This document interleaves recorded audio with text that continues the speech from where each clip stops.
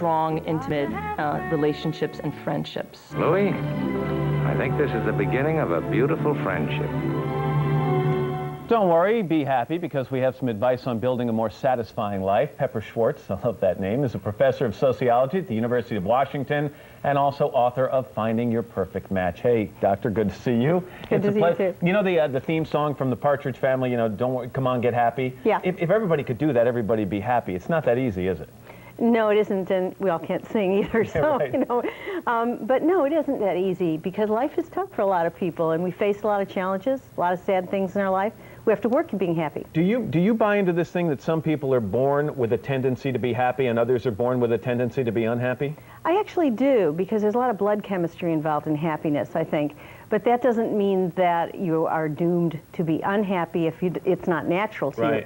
You just have to be a lot more creative about it. I think it's all about stress, isn't it? I mean, if you look at surveys, they'll tell you that Americans right now say they are more unhappy and have higher rates of depression than they did 50 years ago. And one of the things that's changed in our lives over that period of time is it seems there's more stress. There is, but I don't think it's just stress. I think also there's some other reasons. I think we live in a global village, and we get a lot of information about a lot of unhappy things that do stress us. But I also think we have no predictability, and some of your happiness researchers will show you that we actually like predictability. You used to have a lifetime job. We don't even have jokes about gold watches anymore. That is equal to control, and we like control. We like control in our life. We used to have lifetime marriages. Now we don't know if they'll make it. Things like that. We asked our viewers what made them happy, and 31% of respondents said it is their children. Now, positive psychologists, like the one we had in that piece right there, say technically children don't provide that much long-term happiness. Where do you come down on this? Well, 2/3 of your sample didn't say children Right, exactly. brought them happiness. I think children affect us deeply. When it's good, it's great. More joy you cannot get. When they're having troubles, nothing in your life works right, so that they can bring you both sides of the equation, great happiness and great unhappiness. Now, it's also true that unhappiness and happiness are not entirely related in the way we think. An absence of pain is not pleasure. You know, so you have to build... Kind of neutral. Yeah, exactly. You start at ground zero. Let me talk about some of your advice for finding a more satisfying life. First is give yourself permission to be happy. What do you mean by that? Well, I mean, a lot of people think that being happy is selfish. Oh, I couldn't take time for this. It's not about me. I shouldn't be happy. Happy is selfish. No, it's not selfish. You know, the whole idea that everybody loves a lover, we love them because they're happy. So you have to think of it as something that's good for everyone. Next, accentuate the positive.